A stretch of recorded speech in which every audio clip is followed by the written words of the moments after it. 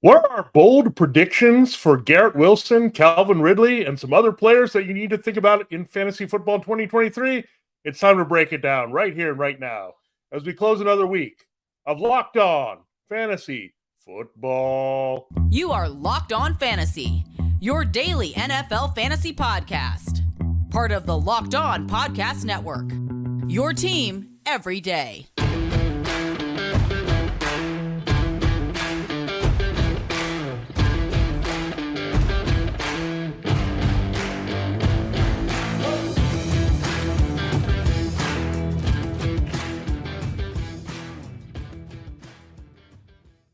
Greetings, everyone, and welcome to another edition of the Locked On Fantasy Football Podcast. As usual, I'm one of your co-hosts, Vinnie, Iyer, but I'm not doing this.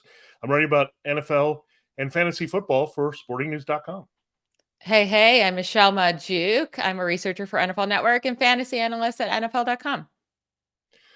All right, Michelle, it's a holiday weekend. We're going in. A lot of people still drafting here. So this seems like a good time to do some bold predictions, and that will be today's show that will give you our bold predictions each for a wide receiver, running back, and quarterback on today's show. And then also our Super Bowl 58 predictions. So some reality there for you, some betting as well. So think about that as we deliver that for you on today's show. This episode of Locked On Fantasy Football to close the week is brought to you by Gametime. Download the Gametime app, create an account, use the code LOCKEDONNFL for $20 off the first purchase. Last-minute tickets, lowest price guaranteed. We're Locked On Fantasy Football, your destination to become the smartest fantasy football player in your league. We're part of Locked On Podcast Network, your team every day. Michelle, this is fun because we get to just throw stuff out there and hope that it comes through big time for us. So let's dive right in. And wide receiver is an exciting position. There's so many good options here. So I'll let you begin with your first bold prediction, looking at who will lead the NFL in receiving yards in 2023.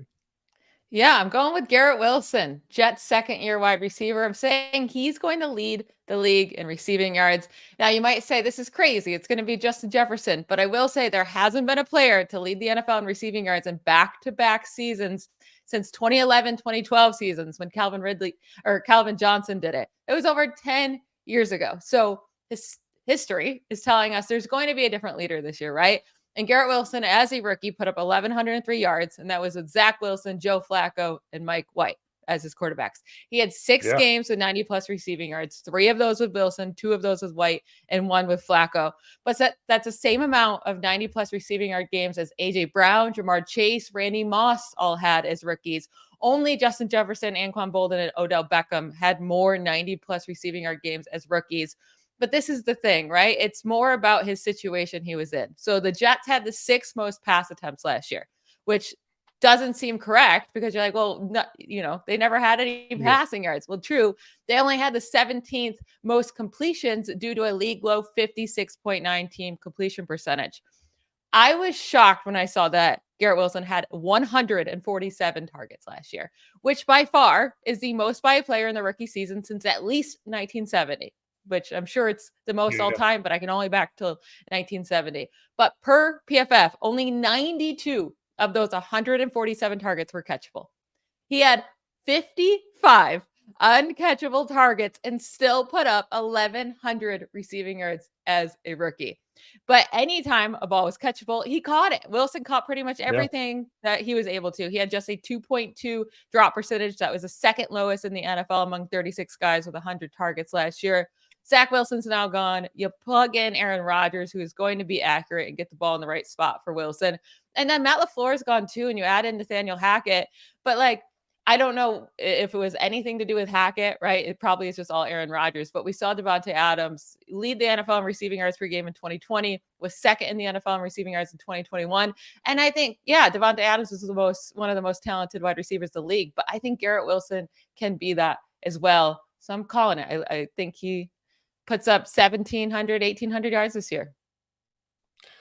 Yeah, Michelle, I'm smiling for a couple reasons. Number one, I did get Garrett Wilson in my draft last night, so I'm very excited about that. Very nice. I was doing some mock drafting, and I thought he was going to fall to me, and he did in the early part of the second round, which I'll take anytime here. So some things just broke that way. So I really like that. And I also saw that you made a little bit of a slip there and said Calvin Ridley. And that's also good because that plays into my bold prediction. That's how much you think that Calvin Ridley is like Calvin Johnson. That clearly is Oh, no. the reveal, No, the no, no, no. takeaway. But I have him leading the league in receiving touchdowns. So Garrett Wilson, he can have the yards. And I agree with you there because, again, he's going to have a massive target share. There's no more Corey Davis. It's Alan Lazard and Tyler Conklin and all these other guys trying to do that. And Aaron Rodgers is going to give him the red carpet Devonta Adams treatment. So I think that is a great call. I'm going with Calvin Ridley because I think he's one of the better red zone receivers in the NFL.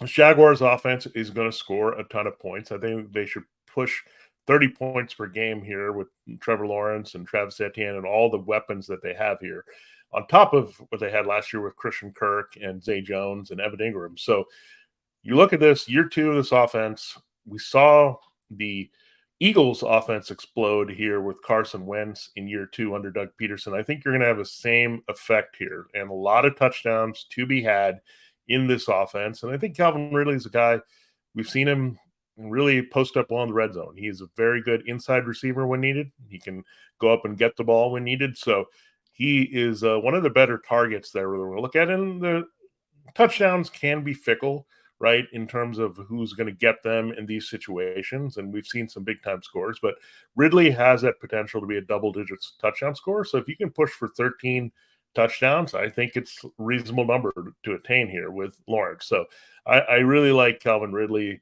potentially doing that. And look, Jamar Chase, Justin Jefferson. Jamar has had one big year scoring. Justin Jefferson has yet to have that season, so it opened things up here.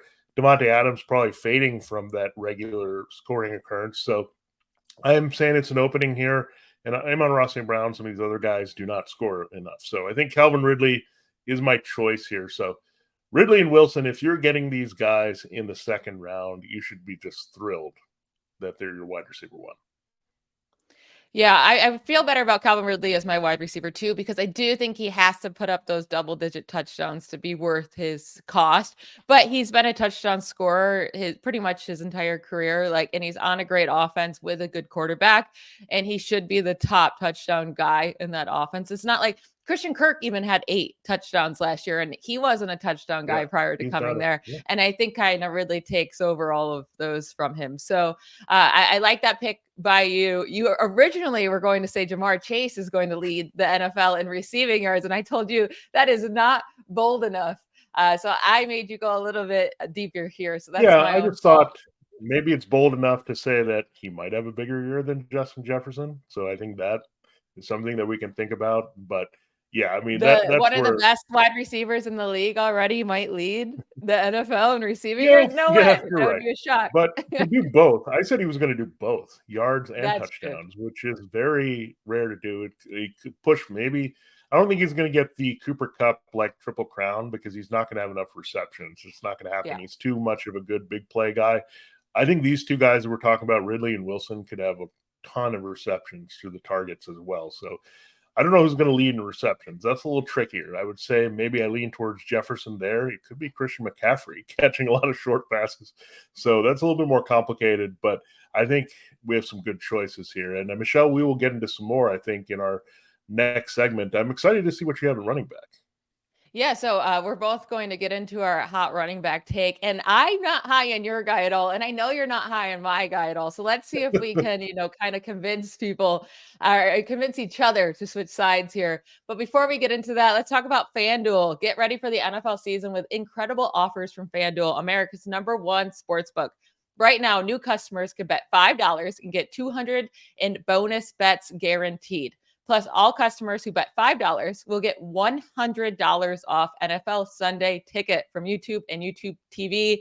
I'm telling you, Sunday Ticket is the coolest thing ever. I just that's what I love about Sundays, just throwing on that Sunday Ticket and watching all the games. Nothing's better than that. Now is the best time to join FanDuel. The app is easy to use, and you can be on everything from spreads to player props and more. So visit FanDuel.com/lockedon and kick off the NFL season with an offer you won't want to miss. I'm going to let you go first here, Vinny, with your top bold prediction for your running back position, because I don't get it. Like, I'm not on board whatsoever. So talk me into it. Yeah, I was trying to get deeper here. Michelle, we know I didn't go deep on Jamar Chase, but then I dug really deep here for you just because it wasn't good enough. So I'm going deeper here at running back. I'm going Isaiah Pacheco. It's interesting. He came up for me as a potential RB2. And I will say, Michelle, in that same draft where I got Garrett Wilson, somehow Bijan fell to me. So I grabbed him. It was just interesting because someone wanted Travis Kelce a little bit more than Bijan, which helped me get him. But I was like, okay, I need to get a RB2. And I was kind of playing hero a little bit and trying to find some ways to do that. We have a flex. So I had my clicker ready there for Isaiah Pacheco, but I had someone to pivot to, your guy, Khalil Herbert. So I was happy about that. So I think this is another guy that I'm going to watch for a big season, as we've talked about. But Isaiah Pacheco is my choice. You're saying top 8 fantasy running back. Top 8. Seems weird, but here's why. And I think Andy Reid likes to have one running back. I think he's been forced into a committee of late because he hasn't had the guys. I mean, they thought Clyde Edwards-Helaire was going to be that guy that we've seen in the past. Like, well, the mystery of Clyde Edwards-Helaire is that he never caught on as a pass catcher, even though that he did that in college. That was his main role at LSU and doing a lot of it well. So I think Andy Reid's been a little bit frustrated, right? He's had to mix in guys. He had the Kareem Hunt situation. He had to put in Damian Williams.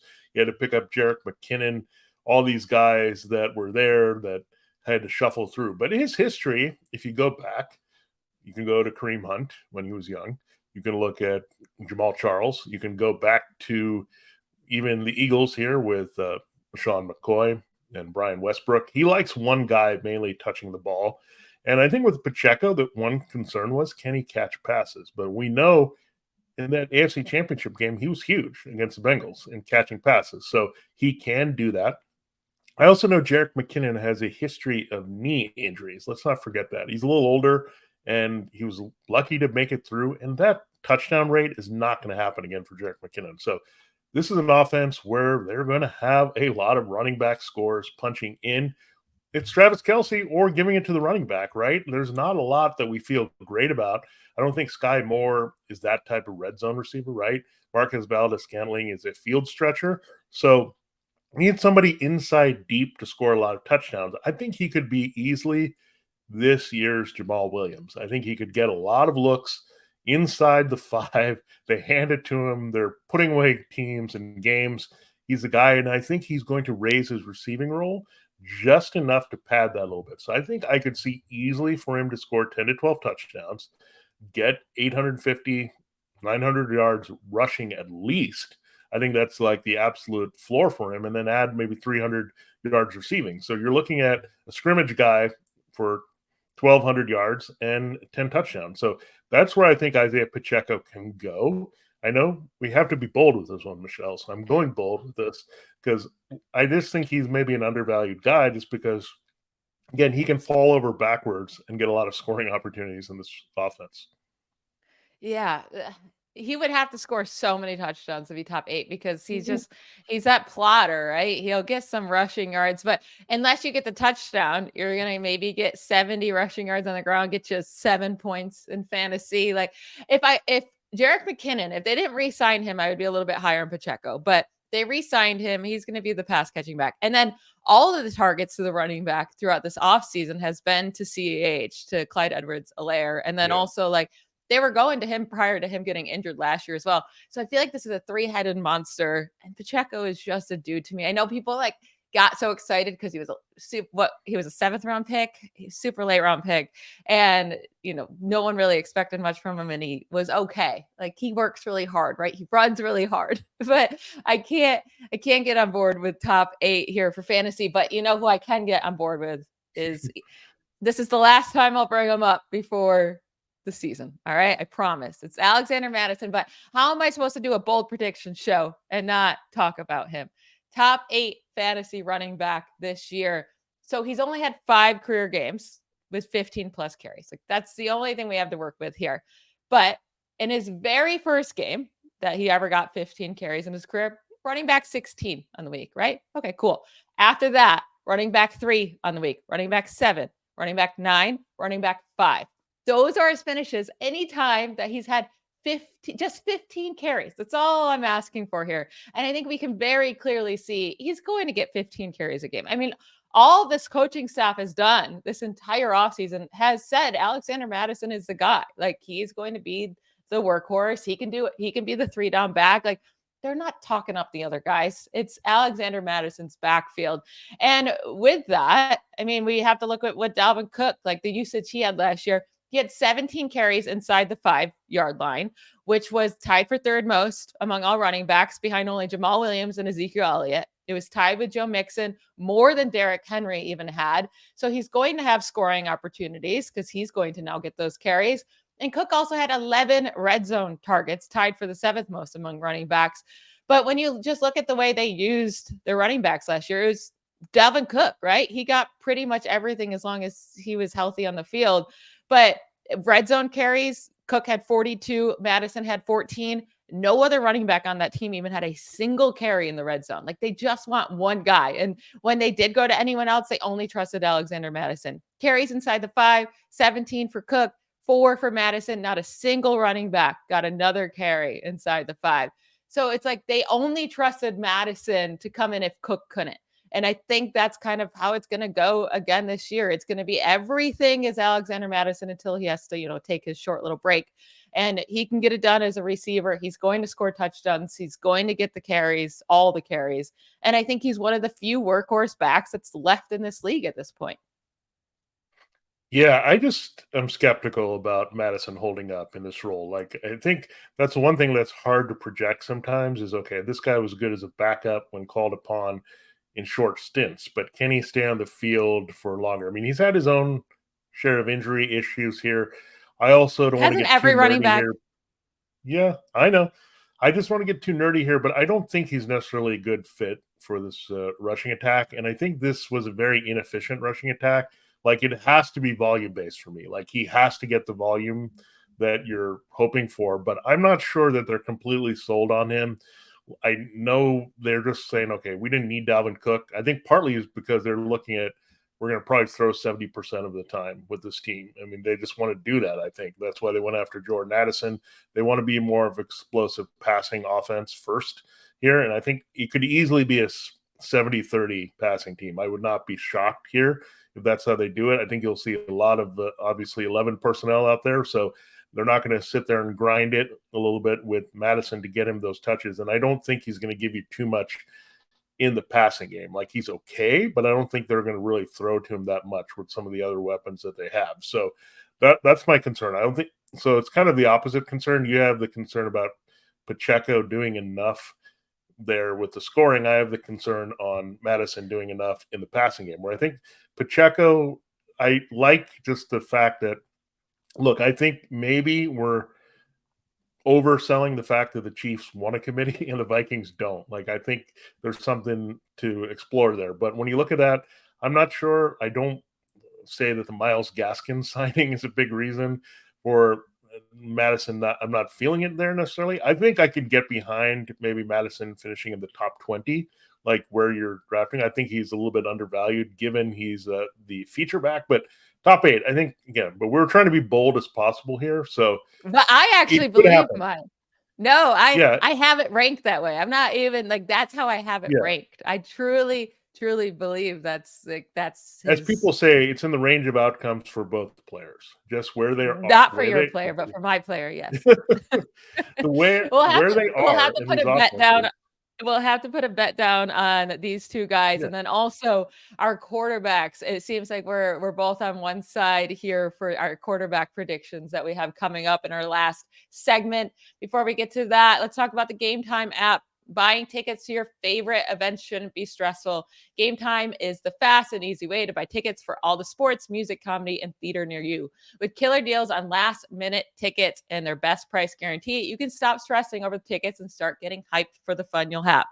I personally have used the Gametime app a ton. I used to live about like a 10-minute walk from the Steelers stadium. It was awesome. That was a good times. But I would always just wait a couple hours before kickoff, and I knew I could just hop on the Gametime app, find cheap tickets, make the purchase with like a click of a button, and I would get the tickets straight to my phone instantly. I've never had a bad experience with the Gametime app. I really do love it. It's the fastest growing ticketing app in the country for a reason. Get images of your seat before you buy so you know exactly what to expect when you arrive. Buy tickets in a matter of seconds, 2 taps, and you're set. Tickets are sent directly to your phone, so you never have to dig through your email. Snag the tickets without the stress of Gametime. Download the Gametime app, create an account, and use code LOCKEDONNFL for $20 off your first purchase. Terms do apply. Again, create an account and redeem code LOCKEDONNFL for $20 off. Download Gametime today. Last minute tickets, lowest price guaranteed. All right, Vinnie, to close out the show here, we're going to get spicy with our quarterback takes, but then also we're going to give our Super Bowl prediction, Super Bowl 58 prediction before we're officially done. So make sure to stay around for that one. Vinnie, you love yourself some Jordan Love. Yes, I did say that on purpose. You love yourself some Jordan Love. I'm slowly crawling to the Jordan Love side. I'm slowly getting on the bandwagon fan with you, but talk him up here. Yeah, I will say that I did draft him also as my backup yesterday, so I am holding on to a high upside backup just in case because I have Joe Burrow and I'm a little worried there about his status for Week 1. So I said, okay, the Bears don't have a pass rush. I have a guy to plug and play there if something should happen, but also an upside guy that maybe I can move later to somebody that drafted a disappointing quarterback. So I look at Jordan Love as being that chip, and I have to say, I just like the situation overall. And we're talking up all these guys, right? We've talked about Romeo Doubs. We've talked about Luke Musgrave. Christian Watson has been staying steady there with his buzz. And then you add in Jaden Reed and the backs in this situation, plus the offensive line looks pretty good. And the offense and the system are very good. And that's the thing. The systems sometimes help these quarterbacks a lot more. And I think we're seeing that a lot in the preseason where, okay, it's really about the system. I mean, Daniel Jones is a great example there from last year. He was in terrible systems before, put him in a decent system that got the best out of him and maybe building on that this year. So I think that happens. Again, very hard to predict overall when that light is going to go on for a young quarterback because there's so many factors that go in. It's how he practices, how he prepares, on top of just how he plays, right? I mean, he's got to be dedicated and kind of have to be that football junkie to put up those numbers. So Jordan Love, I think there's a feeling that he is that way. I think they drafted him because they foresaw Aaron Rodgers and a fallout coming, and they want to give him every opportunity to shine. And I look at the weapons; they're very good. They're young. I think that's the one question we have. Like if we were talking about some of the veteran weapons that they had earlier, I don't know if there would be much of a question. We're just a little bit worried about the youth, but I'm fine with youth. We're drafting youth and upside all over the place. I think we'd want this in an offense, right? I mean, where the arrow's pointing up on all these players coming together, then they've got good chemistry because they all came in together. They're all learning from each other. So I do like a lot of things that I'm hearing from Packers camp. Now, I think there's some mistakes he's going to make, but mistakes are okay in fantasy football as long as the production is there. We'll take a few interceptions and things like that, but I think he's in a great spot to succeed here. So I took him as my backup. Before you get into your guy, I just think that maybe he was undervalued at first because he's an unknown quantity. You know, we're looking at Aaron Rodgers and what left versus what's there. And you got to say, if the Packers are comfortable with it and you trust an organization, that's the other thing. Your guy, when we talked about Kenny Pickett, same thing. We trust the organization. They know what they're doing. They win a lot of games. And I think, well, they do, but they didn't win 13 games for like 3 straight seasons. So I know what they're doing with this offense in particular. And I like Matt LaFleur's system with the RPOs and all that stuff. I was doing that phase more about the Steelers knowing what they're doing. You know, as a Steelers fan, they drive me crazy. I know. Kenny Pickett, so. Yeah. I am getting on the Kenny Pickett love train. So this is my thing with Jordan Love. I think I would feel more comfortable like thinking he could be good for fantasy and make that come out in his first year and be great if he just had like one solid veteran wide receiver. Like, I'm not even talking like someone great, but if he just had any veteran that you felt confident in that he could rely on. Like, Aaron Rodgers couldn't even get it done with this group last year. And I know they added a couple more pieces, but all super, super young. And then they took out Alan Lazard, the only veteran, right? So yeah, maybe, some of these guys are going into their second year. Maybe they've developed, but I have a hard time. They're exciting because they're young and they have a lot of talent. And I think a few years down the road, or even like next year, it could all come together. I just think it's a little too soon for this type of youth to really take off running this year. That's my only worry about him. And that's why I'm higher on Sam Howell, right? Another guy who's completely unknown. He's coming into his first year in the NFL as a starter, but he actually has the veteran weapons, right? He has Terry McLaurin. I guess not that many veteran weapons, but having that Terry McLaurin is so huge when you also have the youth as well with Jahan Dotson. But also Curtis Samuel is not like a joke, right? He's a really good weapon, like a really good NFL weapon. He was getting talked up a few years ago as a fantasy weapon. That's not who he is, but he's a good NFL weapon. He's good for his quarterbacks. So I like the weapons he has around him. And then also he has a great offensive play caller in Eric Bieniemy now. And I'm very excited to see how that all works out.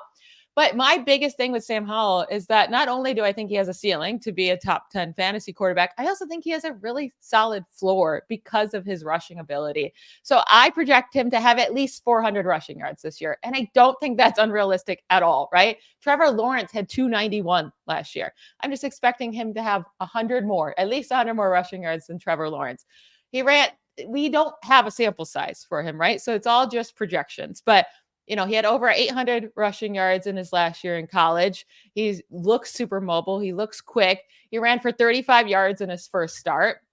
It's insane to put one start and, exploit it out to a 17-game sample size, but that would put him at 600 rushing yards. Obviously, I'm not going to say that's what he'll do. I'm putting him much lower at 400. But looking over the last 3 seasons, there have been 17 instances that a quarterback hit 400 plus rushing yards in a single season. 14 of those 17 were top 9 fantasy quarterbacks that year in points per game. The 3 that weren't were Marcus Mariota last year. He just stunk, right?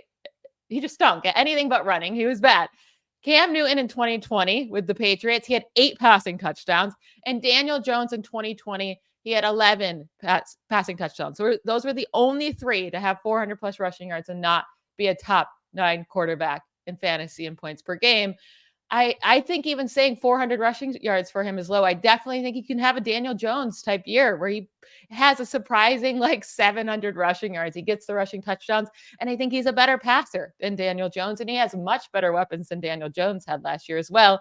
And Daniel Jones was a top 10 fantasy quarterback last year. So I just think you're getting a guy with a high floor, a super high ceiling late in your drafts, and I'm not going to be surprised at all if he finishes in the top 10.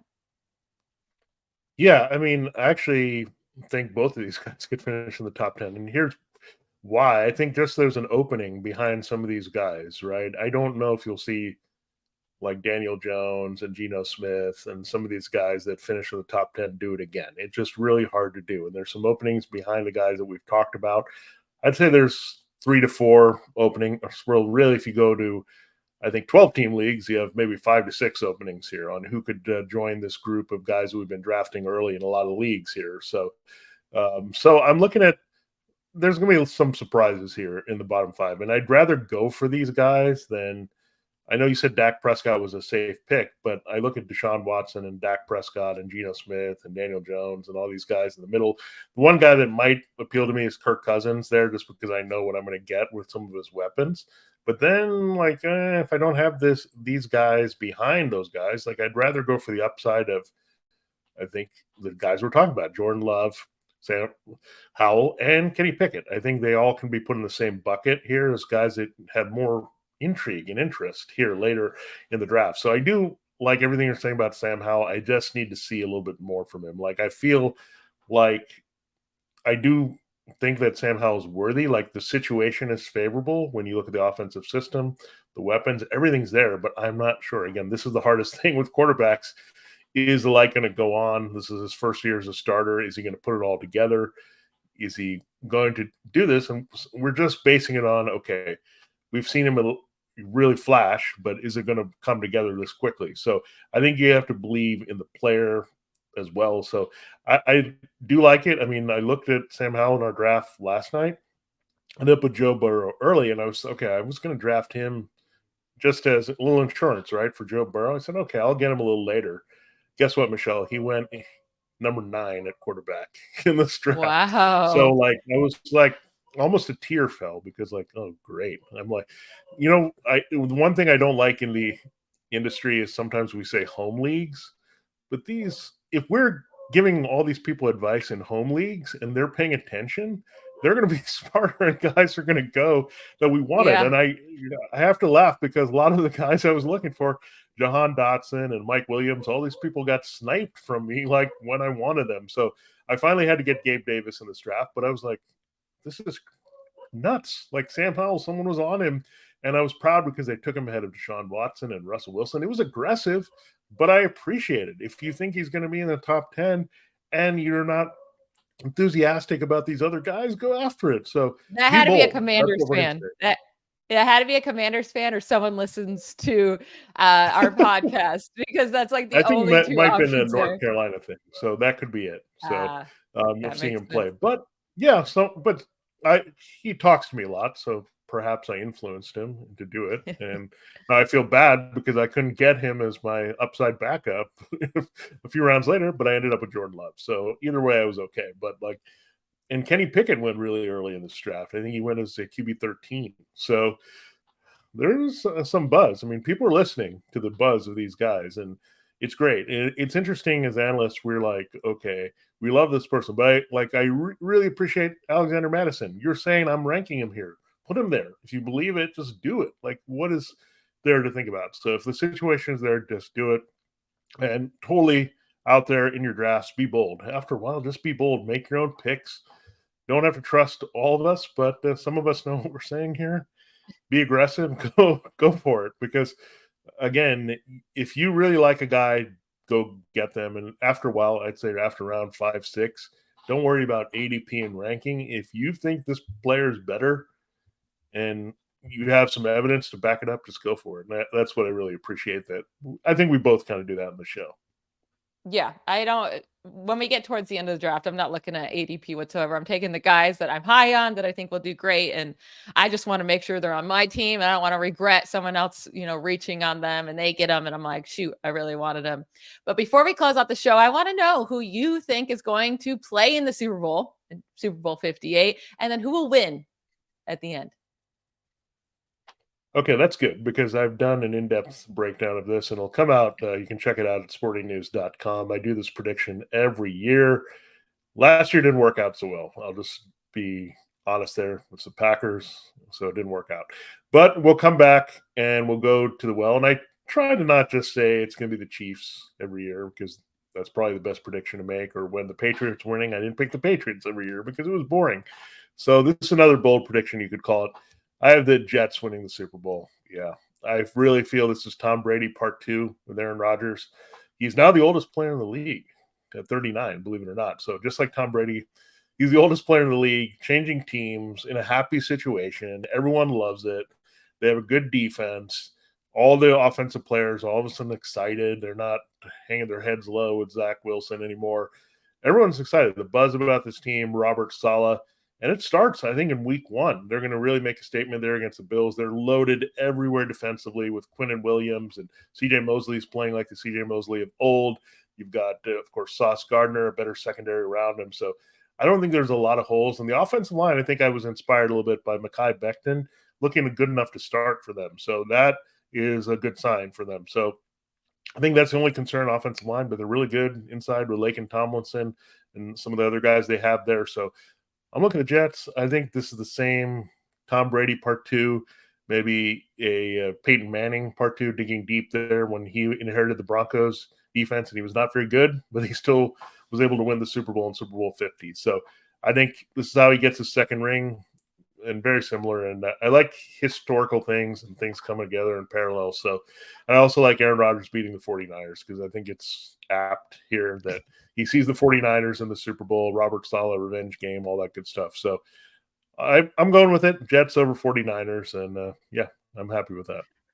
So we both have AFC East teams here winning the Super Bowl. I have it the Bills over the Eagles. Last year, I picked the Eagles over the Chargers. So I was close on the Eagles. Yeah. Not, at least the Chargers made the playoffs. But I'm going Bills over the Eagles. I think this is finally the year that the Bills get it done. I mean, they've never won one yet. But I think Josh Allen gets them there. They don't hit that. I feel like every year now, they're like so hot. And then they just hit the stop button. It just all falls apart for them.